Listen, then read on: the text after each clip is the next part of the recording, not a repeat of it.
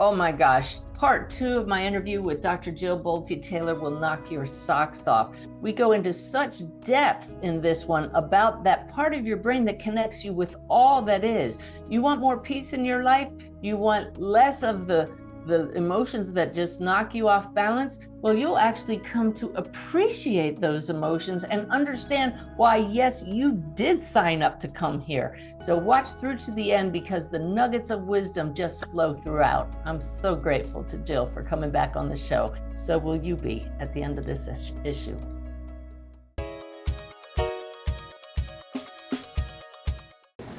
Hello, my friends. If you saw my first interview with Dr. Jill Bolte-Taylor, you will understand why I'm so excited for today's interview, part 2. If you didn't see or listen to it, don't worry. We'll pick up where we left off with a little bit of a review, but we are really going to dive in deep to some good material today. So Dr. Jill, welcome back. Thank you. I'm so excited. Yesterday's part 1 was I thought very high energy, and now we get to hit where we really have common ground, and I think it's going to be fascinating. Well, this takes me jumping straight ahead to a question my guides just stopped me. They said, don't jump ahead too fast. We really do need to recap a little bit for those who aren't as familiar with your work as I am. And this conversation is based on your latest book, Whole Brain Living, in which you describe 4 characters. Would you say within the brain? Yes, 4 different modules of cells. And each of those modules results naturally in very specific skill sets that get packaged together, and then we exhibit them in the external world as character profiles. Okay. I love that we're talking about it and trying to put it into words that people can wrap their heads around. For me, I might call them roles that we start playing when certain circuitry lights up in our brain. How does that land with you?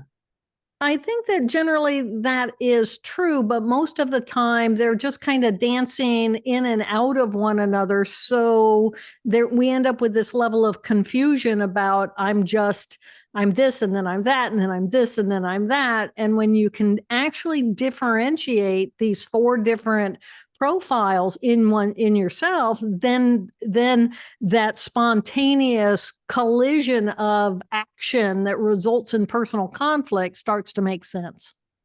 Oh, and we got into that in part 1. We were playing the podcast. My husband was in the room yesterday, and I wanted to say, listen to this part, listen to that part. I love it. Yeah. So would you please recap the 4 characters so that this conversation makes sense to people? So as we look at the anatomy of the brain, the anatomy of the brain has emotional tissue, limbic tissue in each hemisphere, right and left hemisphere. So we have 2 emotional systems that are independent of one another and dependent. I mean, it's all connected. And then we have these 2 thinking modules of cells in each hemisphere. So each hemisphere has thinking and an experiential or emotion. So when you think about left thinking, which is your LT, your lieutenant, I think that's fantastic. This is the part of us that goes to work. It is the relationship that we have in our internal world to the external world. So it organizes and it categorizes, and it likes to be the boss, and it likes to control people, places, and things, and it likes to control time, so it's punctual, and it likes things neat and organized so that we can actually interact with the external world and feel like we have a sense of control. So this is a whole character profile. So as you think about your own closets or your own drawers, are they neat? If they're neat, then this character 1 of you is probably pretty strong. If they're a disaster zone, then you may be more superficially in order, but we may be superficially organized, but it might not be our primary character profile. So character 1 likes to be the boss. Character 2 is the emotion of my past and my future. And this is the group of cells that actually steps out of the consciousness of the present moment. Oh my gosh, how does that even happen? but it steps out of the consciousness of the present moment so that I can have a past and a future. I have linearity across time. So my pain from the past is in this character profile, and I have pain so that I can look at pain of the past and then predict my behavior in the present. If something hurt me in the past, then I might want to push away from it. Or if something didn't hurt me and I liked it, then I might move toward it. So it is because of this learning that we're actually capable of reflecting upon things and learning from that and then healing that so that we can have a healthier present. But this is also all the pain from the past. So we know a big long list of that. So the right hemisphere is just right here, right now. So the right here, right now, emotional tissue is experiential. What does it feel like to be in the present moment?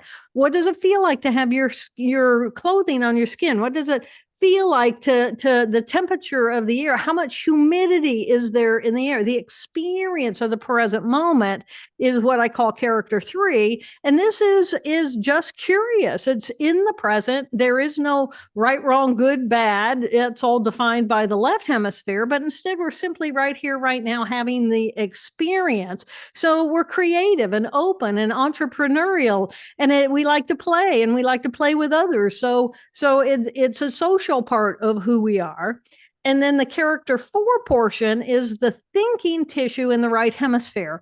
And it is simply in the present moment, without judgment, without action. It is simply in the presence of, and there's this sense of awe of, oh my God, I'm alive. I'm alive. Everything else in that character 1, 2, and 3, that's all busy. But this character 4 is always there. And it's this peacefulness. It's this experience of love. It's compassion for self and others, because there's no division of self as an individual. Instead, it's part of the collective whole. So what it values is what is best for all of us in relationship to this beautiful planet. So when we talk about ourselves as brothers and sisters on this planet, this really is this consciousness, not just of the right hemisphere, because me, the individual, exists as an ego center of cells in the left hemisphere, but it is this peaceful acceptance of what is. And it's always supportive because there's no separation. It's nurturing and it's loving and it's compassionate because there's no separation of that energetic of who I am from that energetic from whom you are. And it's always there. And as you talk about that, what you call character 4, I just kind of get flowy and I drop into that space that I've come to know through meditation. And exactly. A lot of people still don't really know this character in themselves. Yeah. You know, to me, that's the beauty of whole brain living, is it kind of says, because I can go and I can meditate. And as I meditate, it's like, and then, you know, that character 1 has all that language and it keeps talking. And then I'm feeling in my body and I'm just not feeling very comfortable. And, or, oh yeah, this idea, memory of what am I really not very happy about passes through my brain. And all these things are on top of character 4.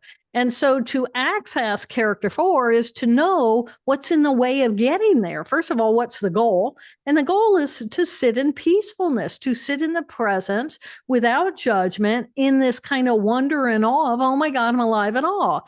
And so when people come to me and say, well, how do I find character 4? I say, well, if you know you're character 1 and you know that character profile, and I call mine Helen, Hell on Wheels, she gets it done. She's busy.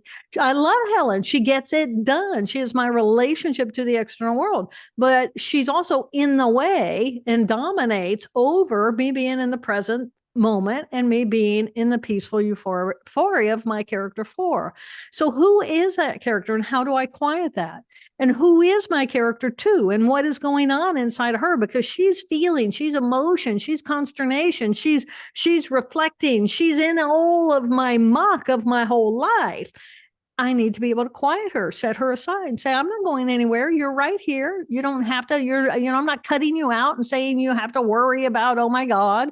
I'm going to die, it's okay. You can quiet. We can just go quiet and be in the present. And then character 3 wants to go, and it wants to do, and it wants to be busy, and it wants to be creative, and it wants to action.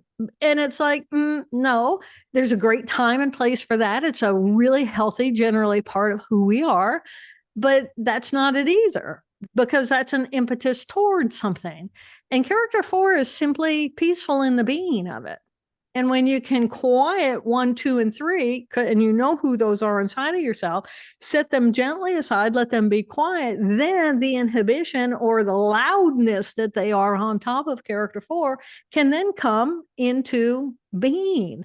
And this part of us is this just perfectly peaceful, beautiful, joyful, loving consciousness, part of who we are. And knowing that, first of all, knowing what is the goal, and then knowing what are the obstacles, to me, I think really helps people find their 4. And what you just described explains what happens to my students who try to connect with loved ones across the veil, whether for themselves or for others. This little voice comes in and starts criticizing. It's just a mixture of characters. And this is why I teach, and it perfectly reflects what you just said, Jill, is to acknowledge character 1, that it wants to take charge when we're doing a reading or in a meditation, and just say, thank you. Maybe you can just monitor my breathing for a while. And character 2, you're going to be safe no matter what. So why don't you just sit over here, and I'm going to love you no matter what. And I literally do talk to these selves. I've done it before I had these labels that you had, and I teach people, and then they realize these characters don't have to be in charge. Yeah. So let me ask you the question that I had circled here on my many notes I took reading your awesome book. You say that when you embody the consciousness of your character 4, when you speak, your voice drops into a lower register and you enunciate clearly. Yeah. Why is that? It doesn't necessarily have language. The thing about the right hemisphere, left hemisphere has 2 major language centers. And we are fluent in communicating in the external world because we have these 2 language centers, Wernicke's and Broca. And so we're capable of creating sound. Dog is a sound. And then we have a group of cells that places meaning on that. And we think in language, or we think in pictures, or we think experientially. And so if I say the word dog, everybody's probably having a picture of a dog flash through their brain, a certain dog they know, or a certain kind of dog, or their language center is saying German Shepherd, right? And it's in words, German Shepherd. So those are actually depicting the beauty of the whole brain is the images, the experiential personal relationship with, as well as the language. Some people, when I say dog, they literally see the letters D-O-G. Boy, is that a left hemisphere dominant language center, right? In the right hemisphere, we do have language centers, but they are more focused on intonation of voice and inflection of voice, emotional content of voice. So it doesn't have all the production of language. So if somebody has a stroke and they wipe out, the first thing doctors want to know is, was it left brain or right brain? And they say, well, how do I know? And they say, can they speak? And if they cannot speak, if they have aphasia, because language is a very complex, lots of different groups of cells contributing in lots of different ways.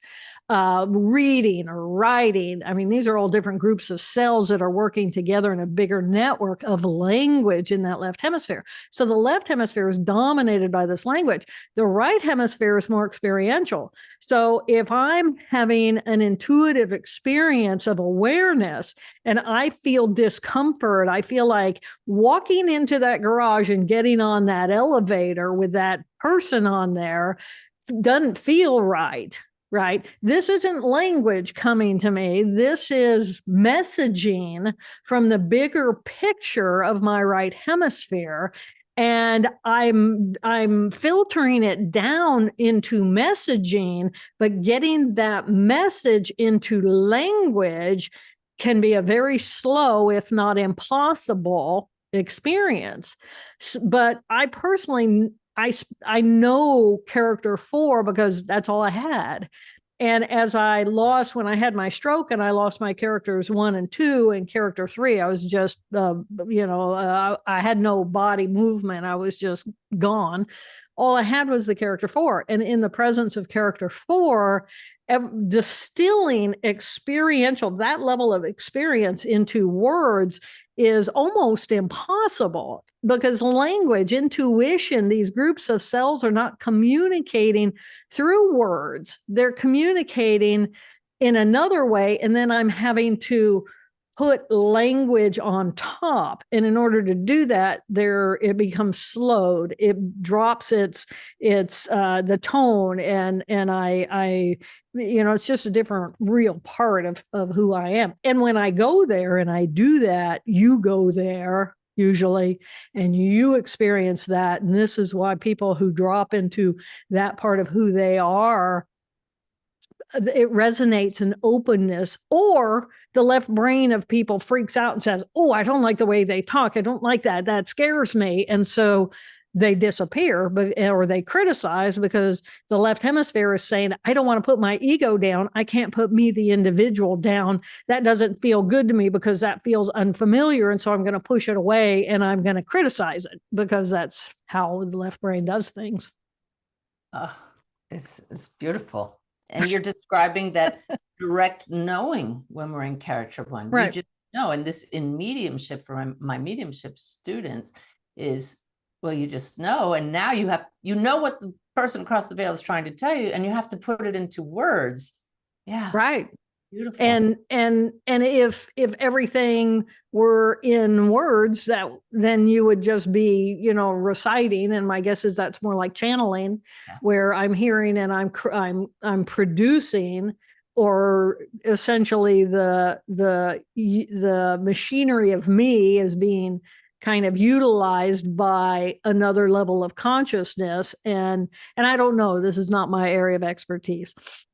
Yeah. We won't go off into that tangent, but you and I could chat for hours about that. We'll just take another tangent. There we go. So, you quoted in your book my favorite quote by Rumi: "Out beyond ideas of right doing and wrong doing, there is a field. I will meet you there." Yep. That to me is meeting in character 4. That is exactly a meeting in character 4, because right and wrong, if we're in the present moment and we're purely in the present moment, there are no boundaries of judgment of what is right, wrong, good, bad. That is a predetermined judgment created by a social norm. And so society says, okay, here are the rules. Color inside of the box, leaves are green. Right. That's the definition that the left hemisphere has to have in order to take me, this magnificent collection of 50 trillion molecular geniuses, as a big energy ball, and put some language on it. And so I can relate to an external social norm. Otherwise, I'm just kind of an amoeba floating around, bouncing off of everything, attracted to some things, repelled from other things. And I don't know, maybe there's a bigger picture, social norm for microbes. I know there are microbes that have created social norm, like the cells that create a cold inside of our body. It's fascinating. Why is it that all of a sudden we're sick? Right? It's like within half an hour, our nose starts dripping. We start sneezing. Our head is full. I mean, it's full blown cold, when an hour ago, I didn't have a cold at all. And it's because the microbes, even at the microbe level, these cold microbes, they multiply and multiply and multiply and multiply and multiply and multiply, and they're communicating with each other. How many of us are there? How many of us are there? And then they reach a certain level, and then they all explode in turning on, and then boom, we have a serious cold, because they are, as a collective whole, communicating. So just the single cell, if the single cell is capable of that, what are we capable of? Let me just interject here. When I notice that collective of cold, like whatever they are, gathering together, I literally will say, oh, no, you don't. It's not time for that. You may disperse now. I don't put it in those words, but I don't accept it. Exactly. welcome. You're a visitor. Thank you very much. You can leave now. And Exactly. most people, and I used to in the past say, oh, I have a cold, and now you own it. So just don't own Right. it. So well, and it's very interesting because one of the things I'll do is you different characters of these four characters get sick in different ways. Oh. So when you really get to know, I have this great pair of glasses. It's a long story, but it's a great pair of glasses that can isolate the light stimulation going into one hemisphere or the other. And based on that, you can like lift this lateral portion, and all that light is going to come in and it's going to cross over and stimulate the opposite hemisphere. And then you can talk to the person about, well, how do you feel? And you watch how they sit, and you watch the language that they use, and you ask them about, got any aches and pains, what's going on with you, how, you just kind of talk to them, and they share. And then you flip that down, and then you wait like 2 minutes, and then you flip up the other one, and all of a sudden people change the way they sit, and they get real serious, or they become more proper, and language becomes more defined. And then you ask them, well, how are you feeling? Where are your aches and pains? And they're different. So I used to suffer from migraine, and I've gotten to the point now where if I feel a migraine coming on, it's like, who is open to this migraine, and the rest of us are not. So what do I need to do? So it might mean 5 minutes in silence instead of, 4 hours of suffering or a full night of sleep in order to make it all go away. So you're absolutely right. Different parts of us have different physiological responses. They're not all in charge of everything, but they become very, very, they're different. Uh-huh. So with Rumi tells us, let's set aside those character 1s and 2s attributes, and let's meet in character 3 and 4. Exactly. Right? I'll meet you out there beyond right and wrong. And that's also the definition of namaste. When I am in that place in me and you are in that place in you. They could be saying, when I'm in character 4 and you're in character 4, we are one. Yeah. Because we are. I ended as saying, as God. Now, we don't want to go too far down the religious or spiritual path with the scientists here, but it's all comes down to languaging, isn't it? It's all about language. If God is a consciousness that exists within which we swim, and it's like electromagnetic radiation, but a consciousness of that. And if the energy of the universe is designed to create sense out of nonsense and order out of disorder, then is this by chance, or is this actually an energetic consciousness that is building something? And even as a scientist, I believe that, I believe in life, and life is the greatest miracle I could never imagine. So for life, even at the single cellular level, to exist, to me, there is a consciousness that has driven these molecules, because all they are is molecules. I mean, even if you go beyond the cell and you look at what is a virus doesn't even have the cellular protection. It's simply genetic material floating around.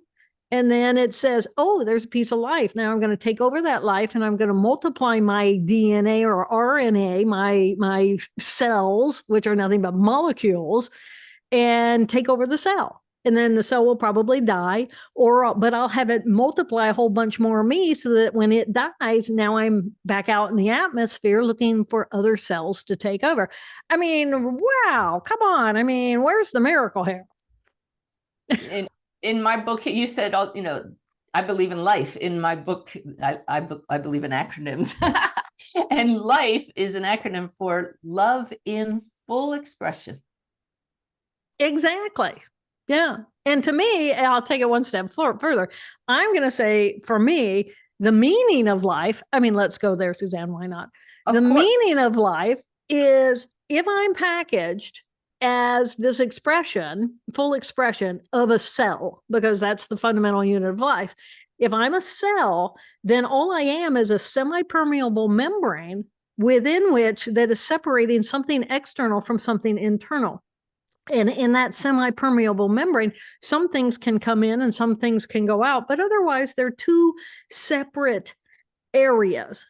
And on the membrane are these little receptors. And on the little receptors, they're designed to detect what is out there within reason, what is out there. And do I, as the cell, want to go toward that or to go away from that? So to me, the meaning of life at a cellular level is to stimulate or be stimulated by. And it doesn't matter if you're a single cell or if you're 50 trillion. Yeah. As above, so below. We are cells in the body of humanity, which is in the body of God. It's just cells within cells repeating, and we are porous. Just that's why we have this direct knowing. And when we can access your character 4 that you described so beautifully in Whole Brain Living, then we have that direct knowing. Then we make the connection with other beings, other cells, because we're all just flowing as life. Exactly. It's beautiful. I mean, we are such the miracle. You only mentioned your stroke here once, so people who are new to your work didn't see part 1, don't realize that you were existing as just this right brain self that had to relearn everything. Yeah. I found it fascinating that you didn't have words for emotions, so you had to learn what to call them. Would you talk about anger, please? Yeah. So I had this major hemorrhage in my left hemisphere. And so over 4 hours through the eyes of a scientist, and not just a scientist, but a neuroanatomist. I think in terms of stimulation comes in, it hits these receptors, it goes here, it goes to this group of cells, some goes up, some process over, then they go up, then they go to the cortical. That's how I think. So I think as these maps of the brain of stimulation in and stimulation out, and cells that process specific kinds of information like language. So that's how I organize my information. And so on the morning of the stroke, it happened in my left hemisphere, and it completely wiped out my character 1, which was the rational thinking. And my first book, My Stroke of Insight, takes you on that 4-hour journey of watching myself lose my mind, literally circuit by circuit, where I ended up, and then what I needed to do in order to recover. And then things that got in the way of my recovery and things that I needed that helped my recovery. So that was that book. And then I gave a TED talk, and the TED talk exploded into the world. And it was technically the first TED talk that ever went viral. So if you guys like to watch TED talks, look up Jill Bolte-Taylor or My Stroke of Insight. I mean, and so video you bring in, last time on our part 1, you had a model of a brain, but in that one, you bring in a real brain. It's great. Yes. I bring a real brain to the TED stage, which I think is why it went viral in the first place. So then in 18 or 19, whenever, I wrote my second book called Whole Brain Living, which is all about this, these 4 parts of the brain. But so I had lost character 1, rational thinking, relationship to the external world. I had lost character 2, which was all my pain from the past. I had no sense of Jill Bolte-Taylor. She died that day. And that Jill Bolte-Taylor did. And so I had no ego center. I literally became as big as the universe. Character 3 quieted because I had no impetus. I felt like a ton of lead in the bed. And then all I had was character 4. And to exist in simply that space, to be, anybody looking at me, the scientists, as far as they're concerned, I was unconscious, because consciousness in their definition is character 1, the rational thinking brain. But in the absence of all the noise of my character 1 or character 2 and character 3, I got to just be in this blissful euphoria. And sitting in the presence of blissful euphoria was beautiful. Were your eyes open? Yeah. So people called you unconscious, but you were very conscious. You just couldn't describe your experience, correct? Yeah, exactly. There's these multiple levels of what is vegetative and what is coma, all these different levels of consciousness, and the way that, but as far as scientists are concerned, we don't value the consciousness. That there's even the argument of our animals conscious. Well, we know our dogs are conscious. We know our dogs have emotions. Some dogs even know some language. Some dogs can do math. Some horses can do math. It's amazing. Come on, let's open our minds. So anyway, okay, I went off on a tangent. It's all right. So we're talking about learning anger. Anger. Okay, so as all these circuits started to come back online, all I had was character 4 experiential. And then character 3 came back online, and then I could move my body. I was paralyzed on the right. I had to go through all that process of getting that to wake up again and to become more balanced between my right and my left and to become a whole body again. And then character 2 started coming online, anger. And I lived in the woods. I still live in the woods, as you can tell, but I lived in the woods. And who else lives in the woods? Moles. Moles live in the woods. That's where they live. I live in their turf. And these moles would start to come up on my grass, and it's like that boundary. It's an artificial boundary. Oh, stay out of my yard, stay in the woods. And these moles would come in and they were making these trails. And it's amazing how far they can go in the course of a day. And I would go out to my yard and I would just feel this consternation, and my jaw would clamp, and I'd throw in my brain, and my tension in my chest would get tight. And I just wanted to explode. And I said to my mom, I feel all this. This is terrible. And she said, Jill, that's anger. That's anger, that's rage.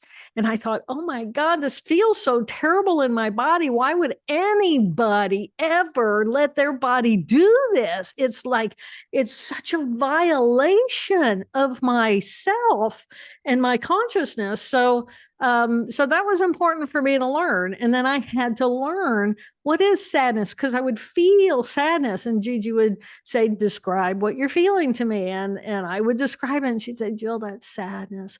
And then when I felt grief, oh my God, I mean, grief is this, take yourself to the floor. I mean, oh my God, all enveloping, and just, oh my God. And she, poor little thing. And she would say, Jill, this is grief. This is deep grief. And what I learned was that these emotions that I had lived without for, I don't remember how long, but I had lived without because those circuits had gone offline. Life was this peaceful, blissful euphoria all the time. And I knew I was missing something. There was a richness to being human that I wasn't getting to experience. And I'm not going to say it was boring, but I knew I was missing something, and so once these really deep emotions started coming back online, it was like, yeah, and I say to my friends, I don't mind if you're miserable, as long as you remember to enjoy it. Oh my God, we're capable of being miserable. We're capable, but this is information. It's not designed to be a lifestyle. These deep emotions are information that we can assess and reflect and learn and grow from. They're not designed to be a lifestyle, but they're very addictive, because addiction is also in there. And it's like, no, I'm madder in hell, and I'm going to stay madder in hell. And every time I think about you, I'm going to be madder in hell, and I'm going to own and I have literally had people say to me, I love it when I'm angry because I know who I am. And I'm thinking, oh, you know who your little character is.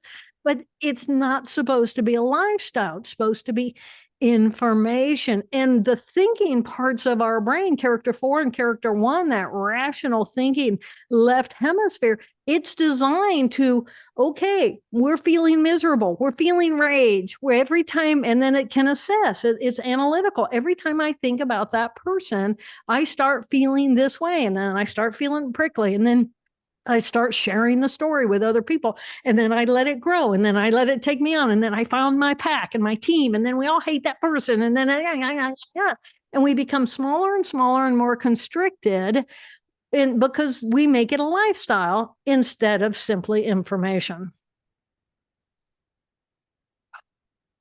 I want to bracket that whole section right there. Every show I have these rewind moments. I will go back and play that one over and over.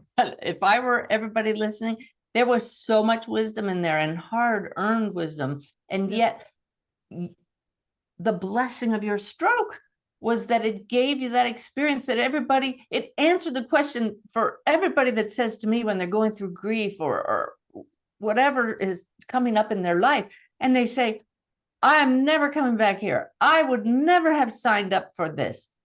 but we are source and expression, and source did get, it does get a little boring just being bliss for a while. You experienced that. But now that you know the extremes, how are you doing at modulating those experiences? I do really well because part of it is, so here's the difference between me and a typical person is I was very right-brained growing up. I was very artistic and musical and athletic, and I had a brother who was brilliant, and he was the high achiever, so I didn't have to be. And it was lovely because I would just spend my summers playing tennis. It was great. And I played the cello and the guitar, and it was great. And life was playful and it was great. But I had these two very smart parents, and they wanted a smart kid. And my brother, who would eventually be diagnosed with schizophrenia, he took care of all those needs. And then he became full-blown delusional schizophrenic. And it was like, okay, Jill, it's time for you to grow up. And my poor mother, who's a PhD in mathematics and history and philosophy of science and mathematics, and my father, who's a PhD in counseling psychology and an Episcopalian minister, they're all looking at Jill going, is your left brain ever going to turn on? But I went to college, and then it turned on. I fell madly in love with anatomy. And the thing about being in to academic parents is you have to pick a field that they know absolutely nothing about, because they otherwise are always the expert, and you never will be. Right. Yeah. So I started cutting up dead people. Well, they knew nothing about that. It worked for me. And I love anatomy. I mean, it's so beautiful. We are so beautiful. So it was the natural turn on for me. And so I was doing gross anatomy and cadaver lab and all of that. And then neuro, if you're going to do research in anatomy, you kind of got to do neuro, because that's the great unknown. So I went into neuro, and then I became a neuro person. And I loved it. It was so delicious. It was just yummy, yummy, yummy for me. And then it all turned on. So I was really right brain. By the time my left brain turned on and I became whole brain, then I began to flourish. And then I started climbing the Harvard ladder. And then I had the stroke, and it wiped out the Harvard ladder. And it was like, but I was still okay. I was still okay because I wasn't that. That was a part of me. And I could go back to being in the present moment. I could go back to, if I could get my body back, and I would pick a job that would really resonate well for my new skills. Okay, I took a tangent again. Well, where was I supposed to go? So I'm looking at my notes, but I know where we're supposed to go. We're supposed to go to how you modulate the extremes of emotion people feel these days. Now that you experience the extreme of character 4 and everything else. Online. So I come into the world now as a predominant character 3-4. That's my dominant. So characters 1 and 2, that's where all the rational, organizational, and the pain from the past is. It's just not my primary anymore. So now that's not to say I don't have a little character 2, but I value that pain so much that, not rage. I don't like to rage. It's really hard to get me to rage. There's really only one person on the planet who knows how to do that. And he's been doing it my whole life, which would be my brother diagnosed with schizophrenia. And sometimes I'll put that little trigger out there for him to pounce on, and then he'll yell at me and I'll yell at him, and then we walk away from one another and we figure it out. Right. But it's not, it becomes a non-issue. The more you practice other circuitry, the beauty of circuitry is it's just a group of cells. And the more often you run a group of cells, the more automatic they begin to run, and then they become habitual. So if my habitual response to my brother is openness and kindness, and I recognize the difference between the man and the disease, then I can love my brother in spite of himself, and he doesn't have any power in my life, right? Unless I'm really tired or I'm really hungry. Right. Those are when I become more emotionally vulnerable. But then I know that about myself, so I don't go hang out with him when I'm emotionally vulnerable. So I do really well with what people would call the negative emotions, but there is nothing more exciting than yelling and screaming. I mean, it's like, come on, let's just, yeah. Or deep, deep sadness. Grief is my favorite. I love grief. Grief is this delicious overall absolutely enveloping and encompassing pain, emotional pain. I'm so capable. Every cell in my body feels it. It takes me to the floor, but then it floods through you and flushes out of you. And then it's like when you really give yourself to something like grief, then and I didn't want to do it because I knew that if I let it flow through me, the grief, it satisfies itself, and it's longer and longer and longer before I get to experience grief. So yeah, you got to be willing to let go of the deliciousness of those cells, those circuits, and recognize the beauty of them as they take you, but not to succumb to the power of them to be a bad habit. Exactly. And you discover that underneath all of those extremes, that blissful joy is still here. Oh, it's just right there. It's, and the beauty of it is that part comes in and like a big, big angel wings wraps around you with the energy of your own compassionate consciousness and holds you. I mean, to me, I think that's why I like grief so much. I am so in the pain of my character 2. My character 3 right here, right now, full blossom. Character 1, she's not really participating. And then character 4 just comes in and makes it safe for me to feel this level of depth. And this is the difference between me being alive and me not being alive. My people would say to me, Jill, you fell off the Harvard ladder. You lost all this. You lost all that. You lost all this stuff. How is it you're still happy? And it's like, I didn't die that day, period. I did not die that day. I still have time in this form. I might never have gotten that character 1 back. Okay, people would have taken care of me, right? Now, if I was caught in character 2, pain all the time, that would have been, not so blissful, but I didn't. So, for me, simply to be alive and to be able to look at my day and to be able to have these different experiences and to honor all of them for the richness of the information they all give me. And then one day I'll be gone, right? I'll be gone. And it was like, I want to have the experience of life. I want to have the pain. I want to have the joy. I want to have the experiential. I want to have the rational thinking. I want to have relationships with others. I want to be alive. And then when I'm not alive, it's like, I'm going to be good with that too. If I might interject now, because some of my audience is saying, wait, but Suzanne, you know that we're always alive. And I simply know that from talking to the character 1s, character 4s of those who are no longer in the body, but that's your focus, is the body and the brain and the here and the now. And yet what you experienced was when those characters get out of the way, there is this sense of connectedness. And I can tell everybody that never dies, even when the does. All I can speak to is the experience that I had. Now, I will say that as I was disconnected from my characters 1, 2, and 3, I didn't know what a mother was, much less who my mother was. So in this world, for me to know what my mother was, I had to have those cells functioning. Now, beyond the structure of this anatomy, I really don't have any idea, other than it feels like love. Yeah, that's pure connection. So what you talked about there, I'm writing the word neuroplasticity on my clipboard here, is so important for people to understand about the patterns that we run certain characters and certain levels of emotions. But you've demonstrated and talked about the fact that if you're not happy with the fact that you're stuck in an emotion, I hear that so much from people, I can't get past my grief. You're stuck in angry reactions or things that trigger you. You can train yourself to have new ways of reacting. Would you address that, please? Again.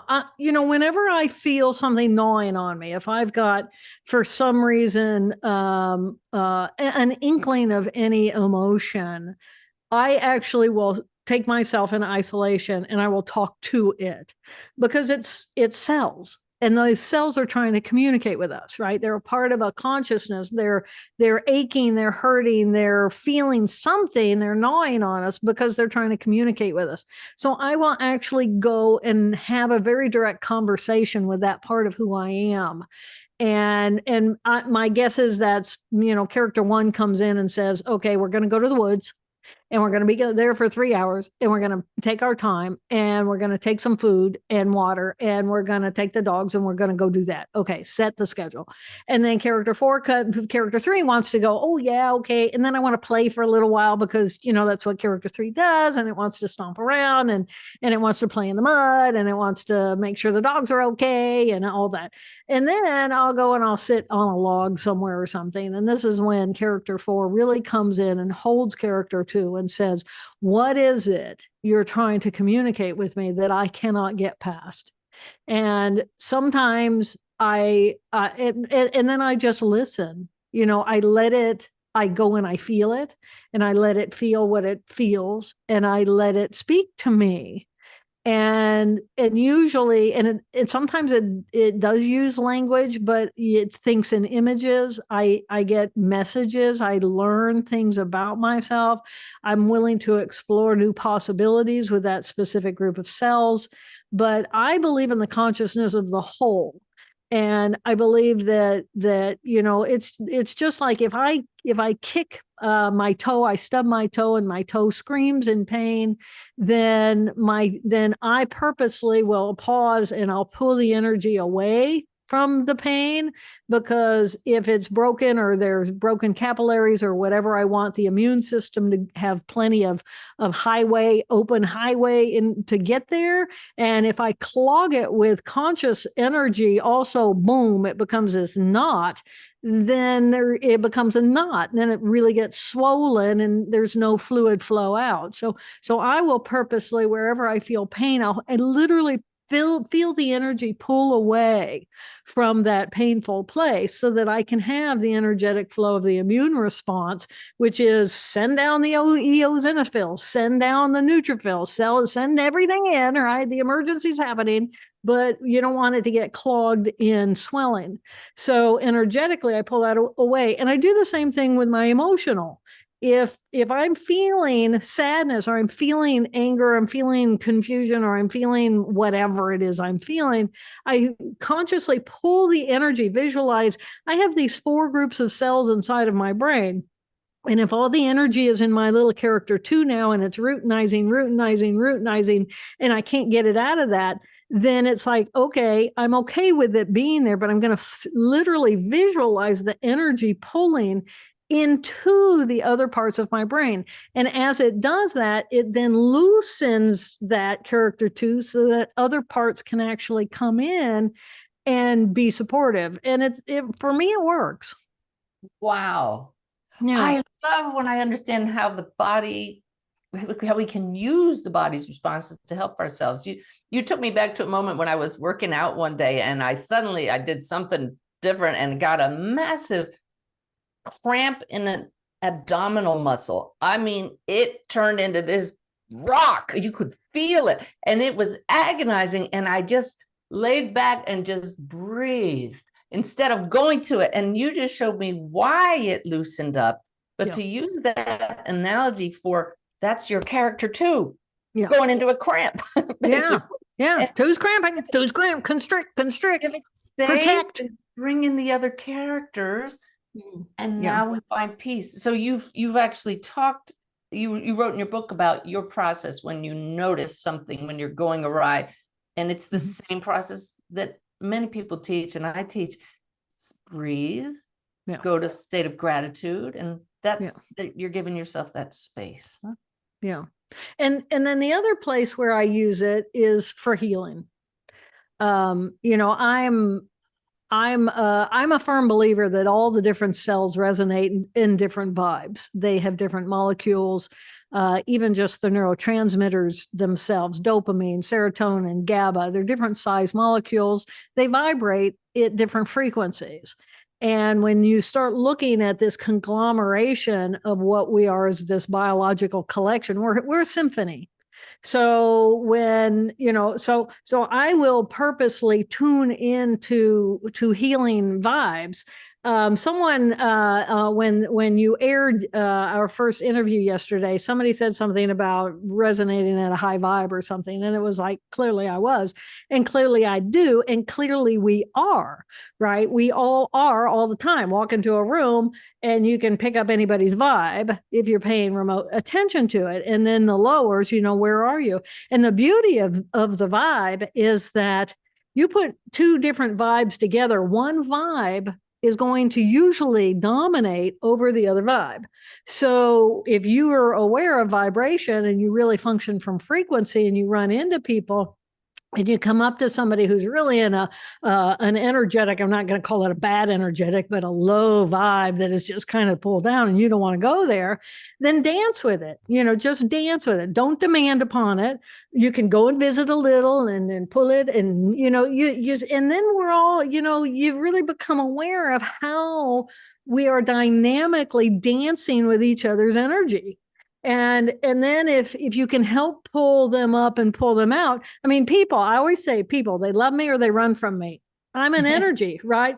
And they either love that, and they want to be in that, and they want to play in that, and they want to, I'm not always like this. I mean, I can visit other places, but otherwise, if I'm not your vibe, people literally run from me. And I respect that. And I want them to run from me. But also then that's why I consciously use the language of science, because a lot of that left hemisphere are those deeper energetic vibes that are right, wrong, good, bad. It's got to look like this. It's got to look like that. We got to feel constricted or we're not safe. And that is crazy, right? That's just not safe. And it's like, well, it's all of it, and I'm comfortable doing the dance, but that's why I like being a keynoter at a conference, because they've given me permission to take the room, and I can start with science, and then I just lift them.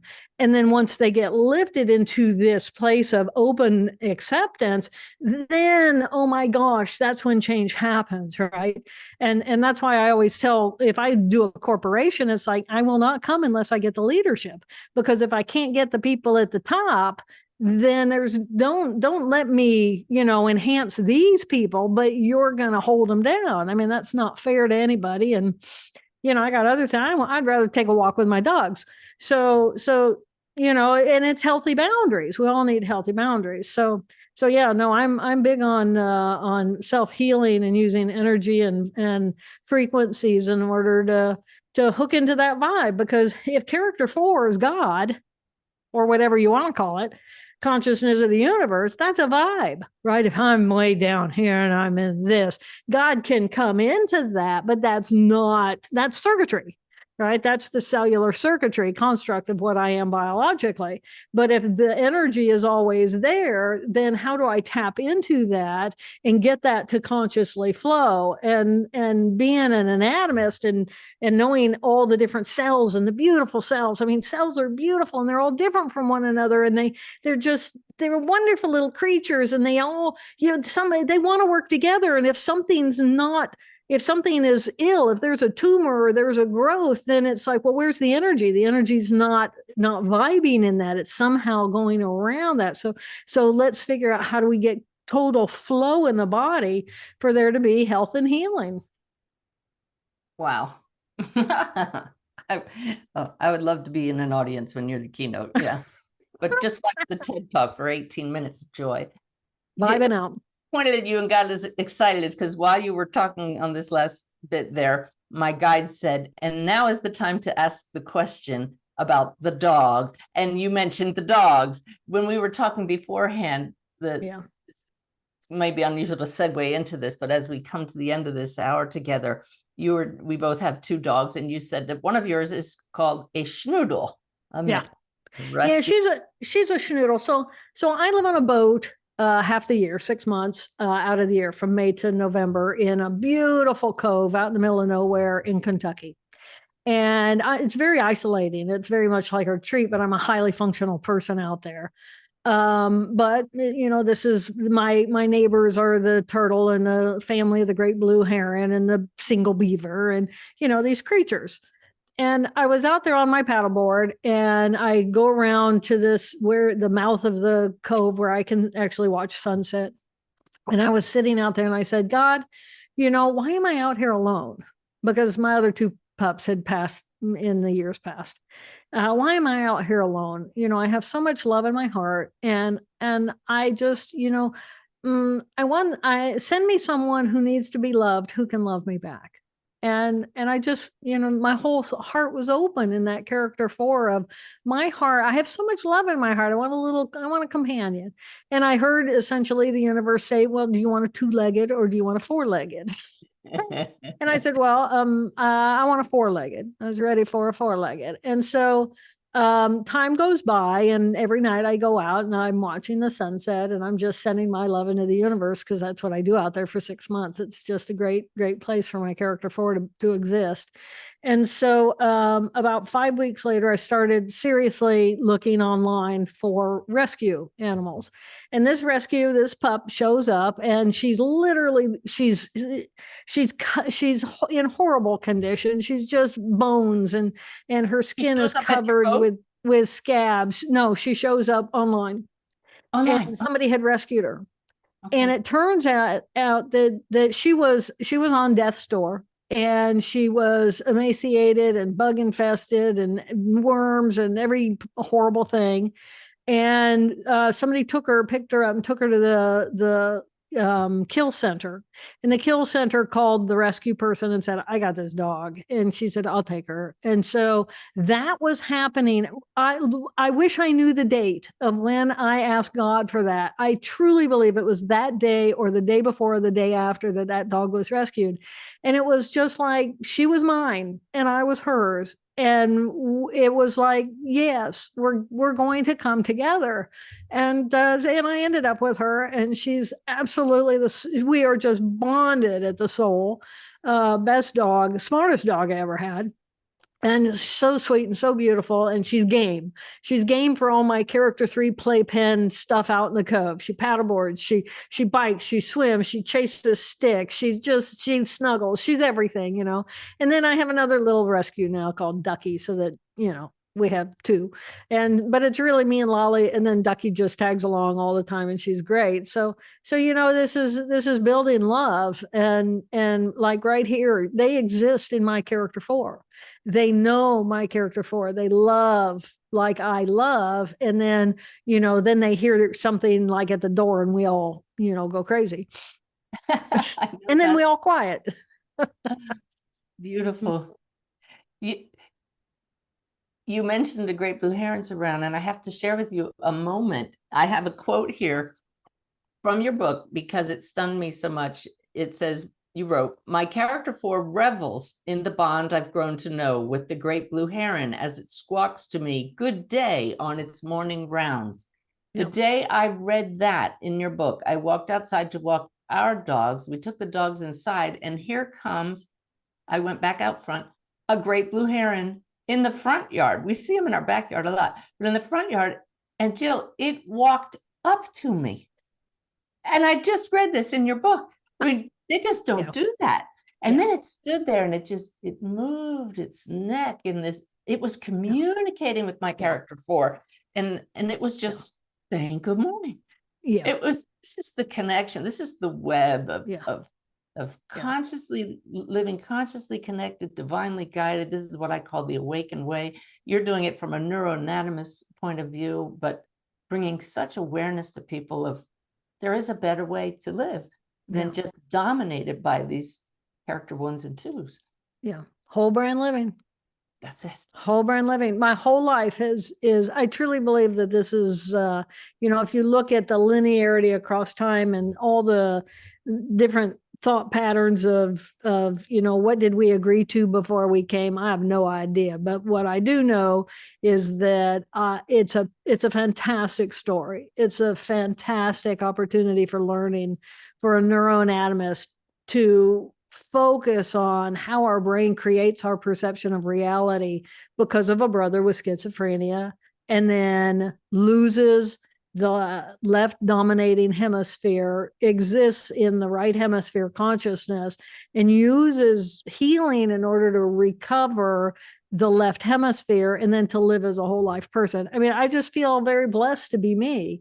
And, you know, I never know if, of course, what's going to happen with whole brain living, if it will, I truly believe it will explode into the world and it will help heal, because of the feedback I get every day from people who have learned to quiet that left hemisphere and come into their own peacefulness. And once someone can self-nurture themselves and know who they are, we live differently, because it's all of what we are. And we're not supposed to be just right hemisphere. We're not supposed to be just left hemisphere. We are all of it biologically. Otherwise, we wouldn't be it biologically. So I think we are in that period of time as humanity where we're working the kinks out between the thinking and the thinking, the emotion and the emotion, and then the thinking and the emotion in each hemisphere, so that we can become truly humanity. That's it. You often refer to the heart in your book. I wish I could find it. In your book, at times you refer to the right brain of another as the heart of another. Yeah. So we're mixing, anatomy with words. Yeah. You're not talking about literally the heart, but in some ways I am, because the way that blood flows into the right hemisphere and the left hemisphere are different.